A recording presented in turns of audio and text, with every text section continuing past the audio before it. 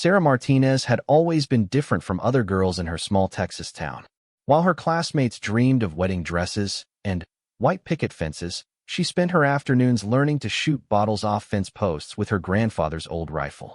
Her father, a retired Army sergeant, had taught her that being prepared wasn't just a motto, it was survival. The dusty streets of Brownsville held little promise for a young woman with big dreams. Sarah watched her high school friends settle into predictable lives, working at the local diner or marrying their high school sweethearts. But she had different plans. Every night, she studied medical textbooks borrowed from the local library, dreaming of saving lives and making a difference in the world. When the Army recruiter visited her high school during senior year, Sarah was ready. She approached him after his presentation, her determination clear in her dark eyes. "I want to be a combat medic," she told him firmly. The recruiter, Sergeant Thompson, looked at the petite 18-year-old with surprise. Most girls who joined the military chose administrative roles or became nurses in safe base hospitals. "Combat medic is tough duty, miss," he said kindly. "Have you considered other medical positions in the Army?" Sarah shook her head. "I want to be where the action is, where I can really help soldiers who need it most." Her parents were torn between pride and worry when she announced her decision. Her mother cried for 3 days straight, imagining her daughter in dangerous situations. Her father, however, understood. He had seen enough war to know that medics were heroes who saved countless lives under impossible conditions. Basic training at Fort Sam Houston was everything Sarah had expected and more. The physical demands pushed her body to its limits, but she refused to quit. While other recruits complained about the early morning runs and endless push-ups, Sarah thrived. Her marksmanship scores were among the highest in her class, though she kept this talent quiet. After all, she was training to save lives, not take them. The advanced individual training for combat medics was intense. Sarah learned to treat gunshot wounds, broken bones, and traumatic injuries under simulated combat conditions. She memorized the locations of major arteries, practiced emergency surgeries on mannequins, and studied the effects of various weapons and explosions on the human body. During one particularly challenging exercise, her instructor, Staff Sergeant Rodriguez, noticed something special about Sarah. While other students panicked under pressure, she remained calm and focused. Her hands never shook when inserting in 4-line, and she could assess a patient's condition in seconds. "Martinez," he called her aside after class one day. "You have a gift. Don't waste it."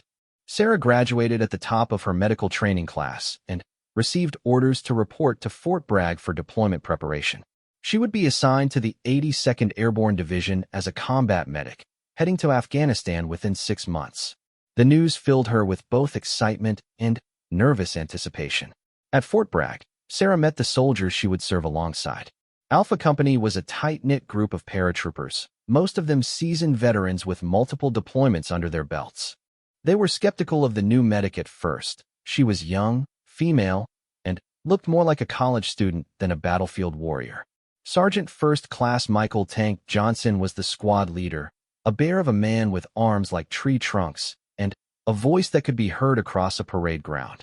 He had served 3 tours in Iraq and 2 in Afghanistan, and he didn't believe women belonged in combat units.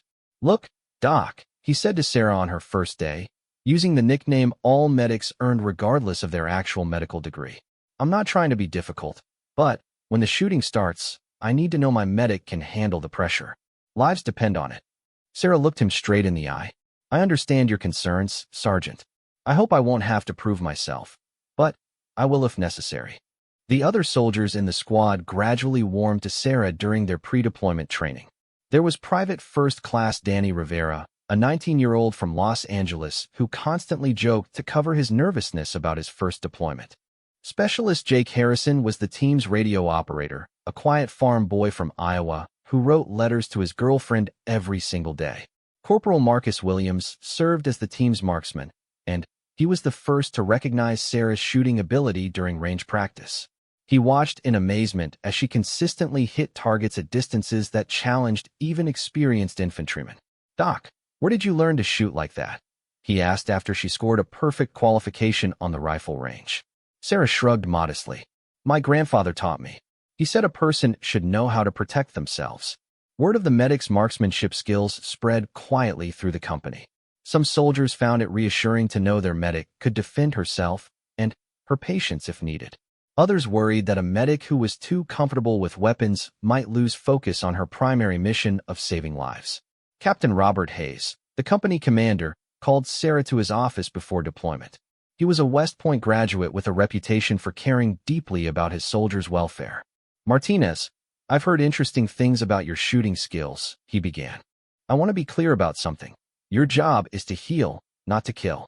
But I also want you to know that if a situation arises where you need to defend yourself or your patients, you have my full support." Sarah nodded. "Understood, sir. I pray I never have to use my rifle for anything other than qualification." The flight to Afghanistan was Sarah's first time leaving the United States. As the massive transport plane flew through the night sky, she looked around at her fellow soldiers. Some slept, others played cards, and a few stared out the small windows at the darkness below. She thought about her parents, who had driven 6 hours to see her off at the airport. Her mother had cried again, but her father had squeezed her hand and whispered, "Make us proud, Mija." Bugram Airfield was a bustling hub of military activity when they landed. Helicopters roared overhead constantly, supply convoys kicked up clouds of dust on the perimeter roads, and the distant sound of artillery fire reminded everyone that this was a war zone. Alpha Company was assigned to Forward Operating Base Courage, a small outpost in Helmand Province where Taliban activity had increased dramatically in recent weeks. The base was home to about 200 American soldiers and 50 Afghan National Army troops who worked alongside them. Sarah's first impression of FOB Courage was sobering. The base was surrounded by high walls topped with razor wire. Guard towers stood at each corner with machine guns pointed toward the surrounding desert, and everyone wore body armor and carried weapons at all times. The medical facility was a modest tent with basic equipment for treating wounded soldiers before they could be evacuated to larger hospitals. Sarah would work alongside Lieutenant Colonel Patricia Webb, an experienced Army doctor who had volunteered for multiple combat deployments. "Welcome to paradise, Martinez," Dr. Webb said with dark humor as she showed Sarah around the medical tent. "It's not much, but we've saved a lot of lives in this little space." Sarah's first weeks at FOB Courage were relatively quiet. She treated minor injuries, illnesses, and the occasional Afghan civilian who sought medical help at the base. She learned the routines of combat deployment, the early morning patrols, the constant radio chatter, the way everyone's eyes constantly scanned the horizon for threats. The soldiers of Alpha Company gradually accepted Sarah as one of their own. She proved her competence by treating everything from heat exhaustion to infected wounds with skill and compassion. When Private Rivera twisted his ankle badly during a training exercise, Sarah's quick treatment and rehabilitation plan had him back on duty within a week. Tank Johnson remained somewhat skeptical, but even he had to admit the new medic knew her job. "She's good with the medical stuff," he told Captain Hayes. "I just hope we never find out how she handles herself when the bullets start flying."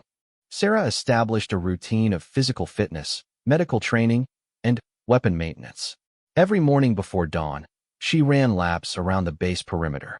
She spent her free time reading medical journals and practicing emergency procedures.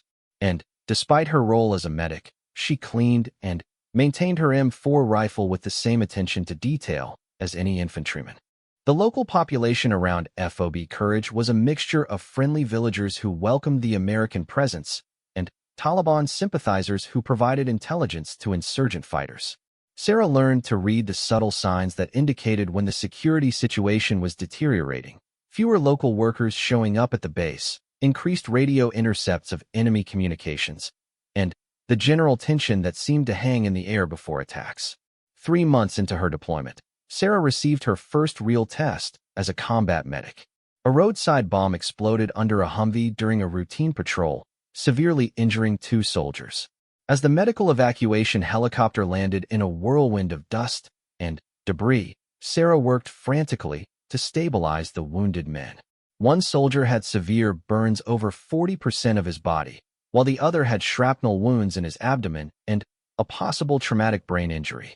Sarah's training took over as she inserted 4 lines, administered pain medication, and coordinated with the flight medics who would transport the casualties to a surgical hospital. Both soldiers survived, and Sarah felt a deep satisfaction knowing her skills had helped save their lives.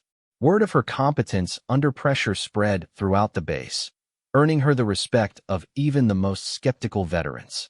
But Sarah's biggest test was yet to come.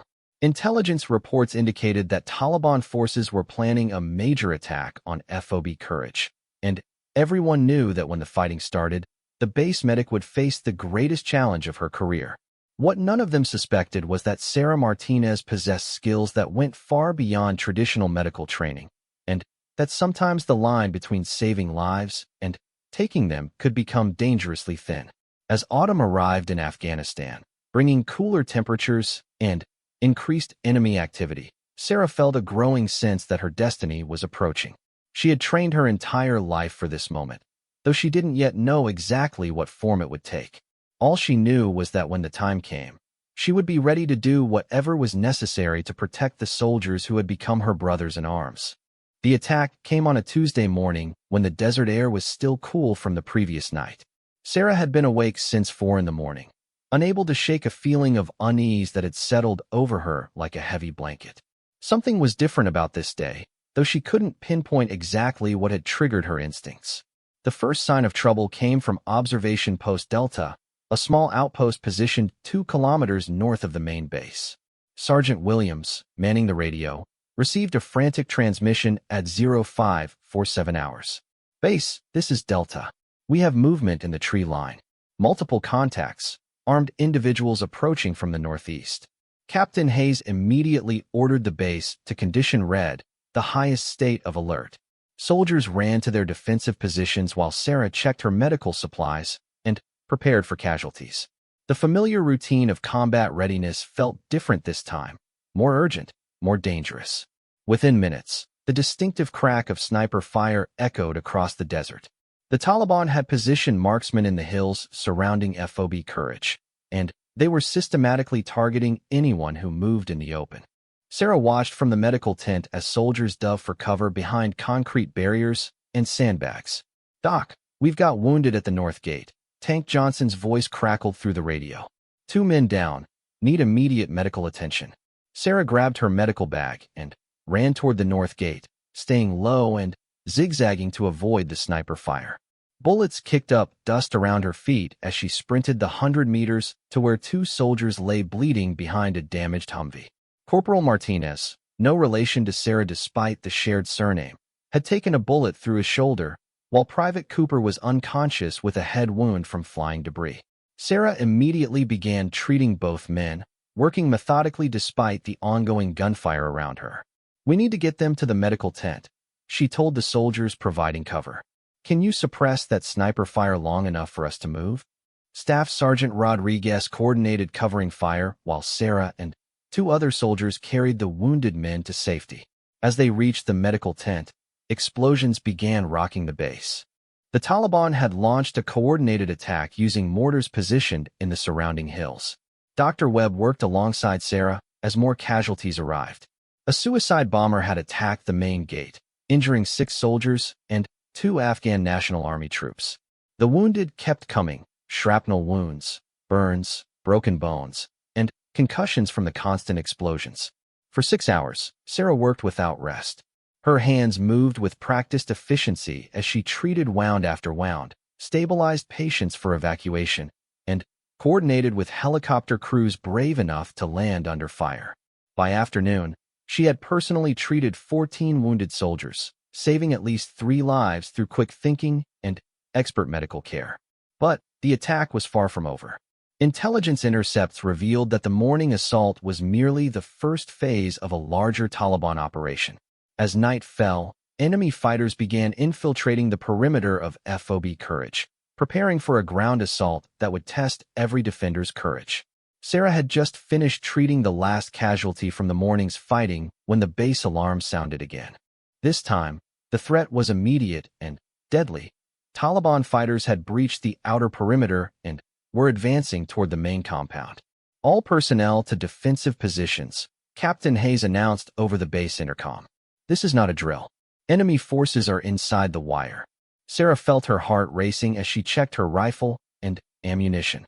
As a medic, she wasn't typically expected to join the fighting, but the situation had deteriorated beyond normal protocols. Every soldier on the base would be needed to repel the attack. The Taliban had chosen their timing carefully. The moon was dark, providing cover for their advance, and they had studied the base's defensive positions for weeks. They knew exactly where the guard towers were located, which buildings housed the most important equipment, and how many soldiers were stationed at each position. Sarah positioned herself near the medical tent, knowing that wounded soldiers would need immediate treatment if the fighting came close to the base's center. She could hear gunfire getting closer as American forces engaged the infiltrators throughout the compound. Suddenly, explosions erupted from the direction of the ammunition storage bunkers. The Taliban had sent a suicide bomber to destroy the base's supply of artillery shells and small arms ammunition. If successful, the attack would leave the defenders critically short of firepower. Through her night vision goggles, Sarah could see muzzle flashes from multiple directions. The enemy had infiltrated in small groups, making them difficult to track and eliminate. American soldiers were fighting room-to-room battles in their own base, an almost unthinkable situation. "Doc, we need you at the command bunker," came an urgent radio call from Tank Johnson. "Captain Hayes is hit, and we've got multiple casualties." Sarah sprinted toward the command bunker, her medical bag bouncing against her hip. The building had taken a direct hit from a rocket-propelled grenade, and smoke was pouring from the damaged structure. Inside, she found chaos, wounded soldiers, damaged equipment, and the acrid smell of explosives. Captain Hayes was conscious, but bleeding heavily from shrapnel wounds in his legs. Sergeant Williams had a dislocated shoulder, and Private Rivera was in shock from a near miss that had killed the soldiers standing next to him. As Sarah worked to stabilize the wounded, she could hear gunfire getting closer. The Taliban fighters were systematically working their way toward the command center, knowing that controlling the base's leadership would effectively end the battle. "Doc, can you handle a rifle?" Tank Johnson asked as he peered out a damaged window. "We're getting low on able-bodied fighters." Sarah looked up from bandaging Captain Hayes' wounds. "I can shoot if I have to, but my job is to keep these men alive." "I know, document. But if those Taliban fighters get in here, none of us will be alive to worry about it." The sound of footsteps and voices speaking Pashto could be heard outside the building. Sarah quickly finished treating the most critical wounds, then picked up her M4 rifle. She had hoped this moment would never come, but her grandfather's training and years of practice were about to be put to the ultimate test. 3 Taliban fighters approached the command bunker, moving cautiously through the smoke and debris. They were dressed in traditional Afghan clothing but carried modern weapons and moved with military precision. Sarah could see them through a crack in the damaged wall, and she knew they would discover the wounded Americans within seconds. Tank Johnson was positioned near the main entrance, while Sarah covered a side window that offered a clear view of the approaching enemy. Her hands were steady as she aimed her rifle, though her mind raced with the implications of what she was about to do. The first Taliban fighter reached the entrance and began to peer inside. Tank Johnson's rifle cracked, and the man fell backward. The other 2 fighters immediately took cover and began firing into the building, their bullets splintering wood and concrete around the wounded Americans. Sarah could see one of the fighters maneuvering to get a better angle on Tank Johnson's position. If he succeeded, the sergeant would be exposed and defenseless. Without hesitation, Sarah aimed carefully and squeezed the trigger. Her shot was perfect, striking the Taliban fighter's center mass and dropping him instantly. The third fighter spun towards Sarah's position and raised his weapon, but she was already adjusting her aim. Her second shot caught him in the chest before he could fire, and he collapsed beside his companions. Tank Johnson stared at Sarah in amazement. "Doc, where the hell did you learn to shoot like that?" Before Sarah could answer, more explosions rocked the base. The Taliban assault was intensifying, and American forces were being pushed back on multiple fronts. Radio communications were sporadic due to damaged equipment, making coordination between defensive positions nearly impossible. Dr. Webb's voice came over the radio with urgent news: multiple casualties incoming to the medical tent. "I need all available medics immediately." Sarah looked at the wounded soldiers around her, then at Tank Johnson. "I have to go. Can you hold this position? Tank nodded grimly.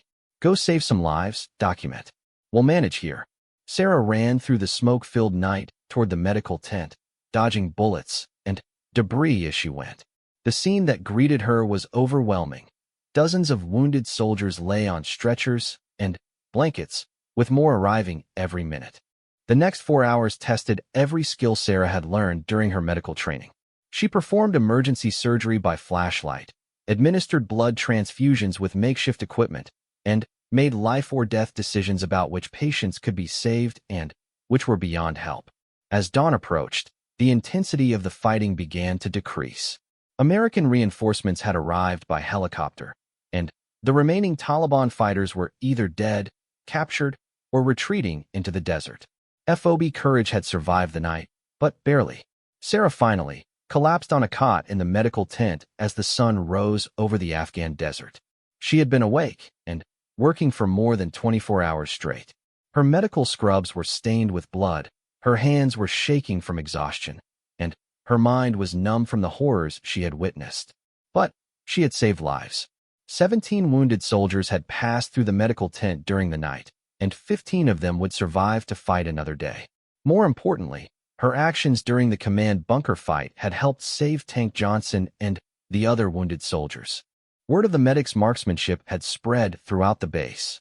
Soldiers who had previously seen her only as a medical professional now understood that Sarah Martinez was a warrior in every sense of the word.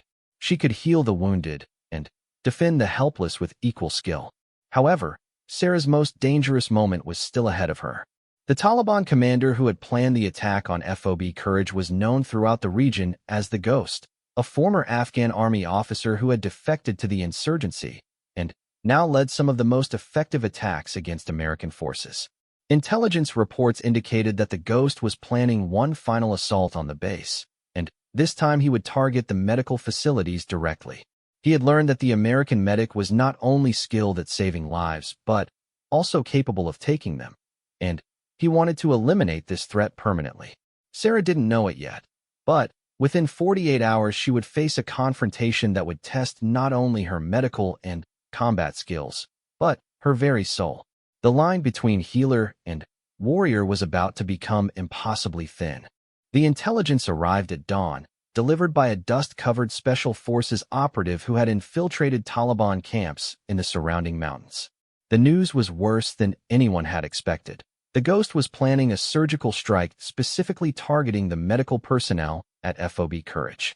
He knows about your medic, the operative, Captain Mitchell, told the assembled leadership. Word has spread through the Taliban network about an American woman who fights like a warrior but heals like an angel. The Ghost considers her a personal threat to his operations. Sarah listened to the briefing with growing unease. She had joined the army to save lives, not to become a target for assassination. But she also understood the strategic implications. If Taliban fighters believed that attacking American medics would result in deadly retaliation, it might deter future assaults on medical personnel throughout Afghanistan. Captain Hayes, still recovering from his wounds but back on duty, made the situation clear. Martinez, you're now a high-value target. We can arrange for your immediate transfer to a safer location if you prefer. Sarah shook her head firmly. These soldiers are my responsibility, sir. I'm not leaving. The Ghost's reputation preceded him throughout Helmand province. His real name was Abdul Rahman Haqqani, a former captain in the Afghan National Army who had received training from American advisors before defecting to the Taliban. He was known for his tactical brilliance, his ruthlessness toward enemies, and his ability to appear and disappear like smoke in the wind. Haqqani had personally killed over 30 American soldiers during his 2-year campaign against coalition forces. He specialized in complex ambushes that targeted vehicle convoys, and his improvised explosive devices were among the most sophisticated encountered by American forces. But Haqqani's interest in Sarah went beyond mere tactical considerations. According to intercepted communications, he viewed her as a symbol of American arrogance, a woman who dared to enter the sacred realm of war and death. His culture and his extremist beliefs demanded that she be eliminated as an example to others. The security measures around Sarah were immediately increased. She was assigned a personal bodyguard, Sergeant Maria Santos, a military police officer with extensive combat experience. Sarah was restricted to the most secure areas of the base, and her medical duties were limited to treating patients within the heavily fortified medical compound. Sarah chafed under these restrictions.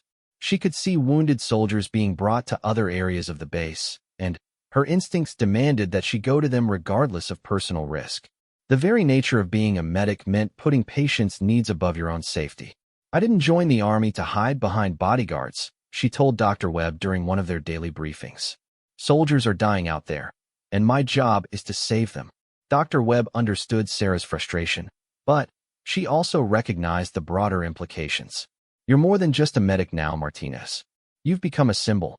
Sometimes symbols are more important than individuals." The first attempt on Sarah's life came 3 days later. A local Afghan worker who had been employed at the base for 6 months suddenly produced a concealed pistol and fired 2 shots at Sarah as she walked between buildings. The shots missed, and Sergeant Santos immediately killed the attacker. But the message was clear: Haqqani had agents inside the base. The second attempt was more sophisticated. A rocket-propelled grenade struck the medical tent during the middle of the night, destroying much of the equipment and nearly killing 2 patients who were recovering from previous injuries. Sarah was off-duty at the time, sleeping in her fortified bunker, but the attack demonstrated Haqqani's determination to eliminate her.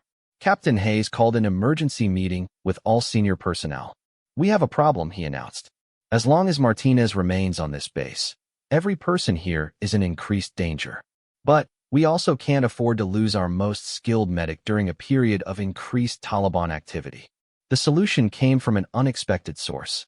Captain Mitchell, the Special Forces operative, proposed a plan that was both audacious and risky. Instead of waiting for Haqqani to attack the base again, they would set a trap to lure him into a vulnerable position. "Haqqani's obsession with your medic is his weakness," Mitchell explained. "We can use that against him. If we create the right scenario, we might be able to eliminate him permanently." The plan required Sarah to serve as bait, a role that made everyone uncomfortable but seemed to offer the best chance of ending the threat. A fake medical evacuation would be staged, with Sarah apparently transferring critically wounded soldiers to a landing zone outside the base. Haqqani would likely see this as an opportunity to attack when she was most vulnerable. Sarah volunteered immediately, despite the obvious dangers. "If this ends the threat to the base and to other medical personnel, I'll do it." The operation was planned for the following week. During that time, Sarah continued her medical duties while observing increased security precautions. She noticed changes in the behavior of local Afghan workers and the general atmosphere around the base. Everyone seemed to sense that something important was about to happen. Tank Johnson approached Sarah 2 days before the planned operation. Despite his initial skepticism about female soldiers in combat roles, he had developed deep respect for her abilities and dedication. "Doc, I want you to know something," he said quietly. "Whatever happens out there, you've already proven yourself 10 times over. No one questions your courage or your commitment anymore." Sarah appreciated his words, but she was more focused on the mission ahead. She spent hours studying the terrain where the fake evacuation would take place, memorizing every rock formation and potential cover position. She cleaned and rechecked her rifle repeatedly, knowing that her marksmanship skills might be the difference between life and death. The night before the operation, Sarah couldn't sleep. She lay on her cot thinking about her parents back in Texas, wondering if she would ever see them again. She thought about the soldiers she had treated, some of whom had survived impossible injuries through her skill and dedication.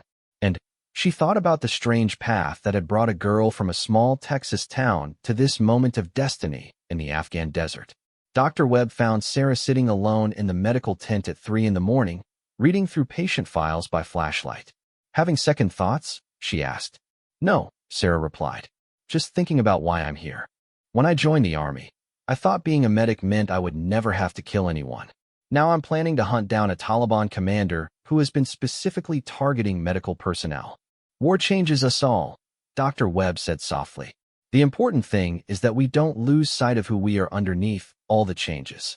The morning of the operation arrived gray and windy, with dust storms on the horizon that would provide additional cover for the mission.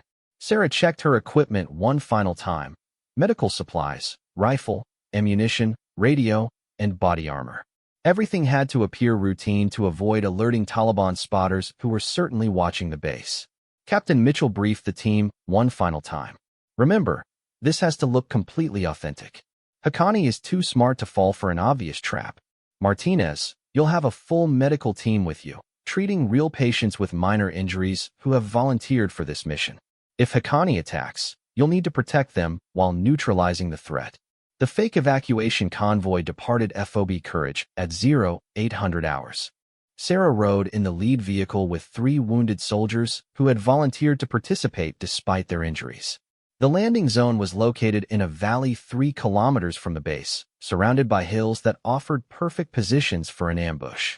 As they approached the landing zone, Sarah felt her senses heighten. Every shadow, every sound, every movement in her peripheral vision became significant. Her grandfather had taught her to trust her instincts when hunting, and those same instincts were screaming that danger was near. The convoy reached the landing zone without incident. Sarah and her team began setting up a triage area where they would supposedly treat and evacuate the wounded soldiers. The medical helicopter was scheduled to arrive in 30 minutes, providing a narrow window during which Haqqani would likely strike. 15 minutes after their arrival, Sarah spotted movement in the hills to the north. Sunlight reflected off metal, probably rifle scopes or binoculars. The Taliban fighters were in position and watching, waiting for the perfect moment to attack. Sergeant Santos positioned herself near Sarah, scanning the surrounding terrain with practiced eyes. "Something's not right," she whispered. "Too quiet. No bird sounds, no insect noises. The wildlife knows predators are nearby." Sarah continued treating her volunteer patients while maintaining awareness of the tactical situation. Through her peripheral vision, she could see Captain Mitchell's Special Forces team positioned in concealed locations around the landing zone. If Haqqani attacked, he would face a coordinated response from highly trained operators. The sound of approaching helicopters filled the air, right on schedule. But, as the medical evacuation aircraft began its descent, Sarah realized that something had gone wrong with the plan. The Taliban attack was coming from a different direction than expected, and Haqqani had brought more fighters than intelligence had suggested. Rocket-propelled grenades suddenly streaked across the landing zone, forcing the helicopter to abort its landing and retreat to a safe distance. Automatic weapons fire erupted from 3 separate positions, catching the American forces in a deadly crossfire. Sarah dove for cover behind a rocky outcropping, pulling one of her wounded patients with her. Bullets struck the ground around them, kicking up clouds of dust and stone fragments. The carefully planned operation had become a desperate fight for survival. Through the chaos of gunfire and explosions, Sarah could see a figure moving with purposeful confidence among the Taliban fighters. Even at a distance, she knew she was looking at the ghost himself. Abdul Rahman Haqqani had come personally to ensure that the American medic would not leave the valley alive. The battle that would determine Sarah's fate and the safety of FOB Courage was about to begin. The ambush unfolded with deadly precision. Haqqani had positioned his fighters in a horseshoe formation around the landing zone, creating overlapping fields of fire that would make escape nearly impossible. Sarah counted at least 15 Taliban fighters, all armed with modern weapons and moving with military discipline. Captain Mitchell's voice crackled through the radio. "All units, we have multiple hostiles in elevated positions. Request immediate close air support and artillery fire on grid coordinates." But Sarah knew that air support would take time to arrive, and artillery fire would be too dangerous with American forces scattered throughout the valley. The battle would be decided by the soldiers on the ground, fighting with rifles and determination against superior numbers in a carefully prepared killing zone. Sergeant Santos crawled over to Sarah's position, bleeding from a graze on her forehead. "Doc, we need to get these wounded out of here. Can you provide covering fire while I move them to better cover?" Sarah nodded, checking her rifle one more time. She had 6 magazines of ammunition, each containing 30 rounds. Against 15 enemy fighters, she would need to make every shot count. The volunteer patients who had participated in the fake evacuation were now trapped in a real battle. Private Henderson had a bandaged shoulder wound from a previous engagement. Specialist Kim was recovering from a concussion, and Corporal Williams was still weak from a bout of severe dysentery. All three were armed and able to fight, but their medical conditions would limit their effectiveness. Sarah began engaging targets systematically, using the marksmanship principles her grandfather had taught her years ago. Steady breathing, smooth trigger pull, proper sight alignment. Her first shot dropped a Taliban fighter who was maneuvering to outflank Captain Mitchell's position. The enemy returned fire with increasing intensity, their bullets striking the rocks around Sarah's position and sending sharp fragments flying in all directions. She could hear orders being shouted in Pashto as Haqqani directed his fighters to focus their attention on the American medic. Through her rifle scope, Sarah caught glimpses of the ghost himself. He was moving from position to position, coordinating the attack, and occasionally firing his own weapon. Even in the chaos of battle, his tactical skill was evident in the way he controlled his fighters and adapted to changing conditions. A rocket-propelled grenade exploded 20 meters from Sarah's position, the blast wave knocking her backwards and filling her ears with ringing. Dirt and debris rained down as she struggled to regain her senses and locate her rifle. "Doc, you okay?" Sergeant Santos called out. Sarah found her weapon and checked it for damage. "Still breathing," she replied, though her head was spinning from the concussion of the explosion. The battle continued for another 20 minutes, with neither side able to gain a decisive advantage. The Americans were better trained and equipped, but they were outnumbered and caught in a prepared ambush. The Taliban fighters had the advantage of position and local knowledge, but they were facing experienced combat veterans who refused to surrender. Captain Mitchell's Special Forces team had eliminated several enemy fighters, but Haqqani's remaining forces still controlled the high ground. The medical evacuation helicopter circled overhead, unable to land due to the intense ground fire.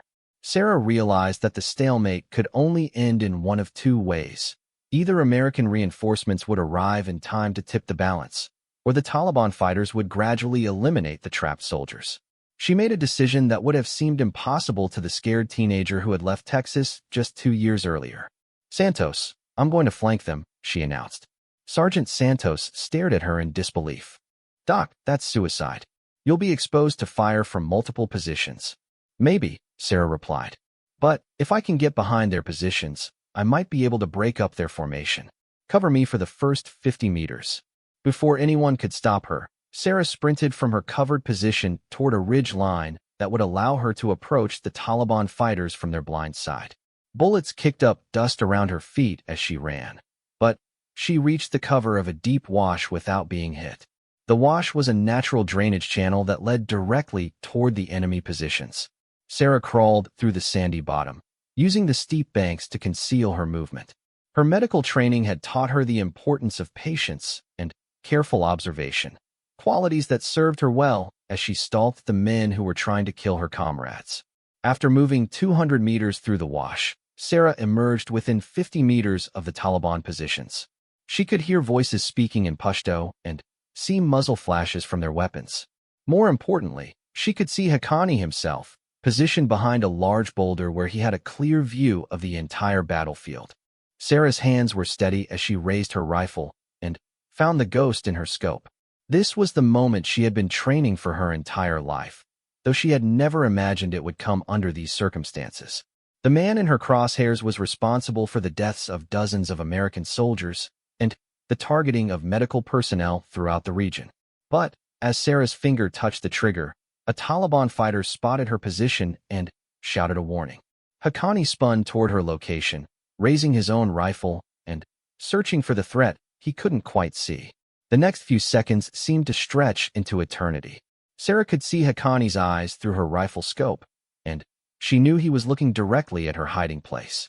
She could hear bullets from other Taliban fighters beginning to strike the rocks around her position, and she could feel the weight of every life that would be saved or lost based on what happened next. Sarah's shot was perfect. The bullet struck Haqqani's center mass, spinning him around and dropping him behind the boulder. But even as he fell, he managed to squeeze off a shot from his own rifle. Pain exploded through Sarah's left shoulder as Haqqani's bullet found its mark. The impact knocked her sideways, and she could feel warm blood soaking through her uniform. But she forced herself to remain conscious and alert. The battle was far from over. The death of their leader sent shockwaves through the Taliban fighters. Some immediately began retreating toward prepared escape routes, while others continued fighting with increased desperation. Sarah used their confusion to engage additional targets, despite the pain in her wounded shoulder. Captain Mitchell's voice came over the radio with welcome news. All stations, we have Apache helicopters inbound. Take cover and mark your positions. The arrival of attack helicopters changed the dynamic of the battle immediately. The Taliban fighters who had been so confident in their prepared positions now found themselves exposed to devastating firepower from above. Within minutes, the surviving enemy fighters were either dead or fleeing into the surrounding mountains. Sarah lay behind her rocky cover, applying pressure to her shoulder wound while watching the helicopters complete their deadly work. The pain was intense, but she knew the bullet had missed major arteries and organs. She would survive, though she would carry the scar for the rest of her life. Sergeant Santos reached Sarah's position first, followed closely by Captain Mitchell and the rest of the rescue team. "Doc, how bad is it?" Santos asked as she examined the wound. "Clean through and through," Sarah replied weakly. "Missed the bone and major blood vessels. I'll need surgery, but it's not life-threatening." As the medical evacuation helicopter finally landed to collect the wounded, Sarah looked toward the boulder where Haqqani had fallen. Captain Mitchell confirmed what she already knew. The ghost was dead, killed by a single shot from the American medic he had tried so hard to eliminate. The flight back to FOB Courage gave Sarah time to reflect on what had happened. She had saved the lives of her fellow soldiers by eliminating a dangerous enemy commander, but she had also crossed a line that many medics never faced. The woman who had joined the army to heal people had been forced to take a life in order to protect those under her care. Dr. Webb performed surgery on Sarah's shoulder that evening, removing bone fragments and repairing damaged tissue with skill that would have impressed surgeons at major civilian hospitals. "You're going to have limited mobility for a few weeks," she told Sarah as she recovered from anesthesia. "But you'll make a full recovery." Tank Johnson visited Sarah in the recovery ward the next morning, bringing news from throughout the base. "Word has spread about what you did out there, document. The whole region knows that the ghost is dead, and Taliban fighters are already talking about avoiding medical personnel. You might have saved more lives than you realize." Sarah nodded weakly. The morphine made thinking difficult, but she understood the implications. By proving that attacking medics could result in deadly consequences, she had potentially deterred future assaults on medical personnel throughout Afghanistan. Captain Hayes visited later that day with official news. "Martinez, you're being recommended for the Silver Star, and there's talk of other commendations as well. What you did out there went far beyond the call of duty." Sarah appreciated the recognition, but her thoughts were focused on the future. She had discovered capabilities within herself that went far beyond traditional medical training, and she wondered how those skills might be used to save even more lives in the conflicts that lay ahead. The war in Afghanistan would continue for several more years, but Sarah's actions had changed something fundamental about how both sides viewed the role of medical personnel in combat. She had proven that those who dedicated their lives to healing could also be formidable warriors when circumstances demanded it. As she recovered from her wounds, Sarah received letters from soldiers throughout the region, men and women who thanked her for proving that medics were not helpless targets, but skilled professionals capable of defending themselves and their patients. She had become a symbol of something larger than herself, a representation of the warrior-healer tradition that stretched back thousands of years. 3 months later, Sarah returned to duty with a commendation from the President of the United States and a reputation that would follow her throughout her military career. She had appeared to be just another medic when she arrived in Afghanistan, but her bullet had stopped an enemy who threatened medical personnel throughout the region. The scar on her shoulder would remind her forever of the day when saving lives required taking one, and when the line between healer and warrior disappeared entirely. But she carried that scar with pride, knowing that her actions had protected countless soldiers who would face future battles in the ongoing war against extremism.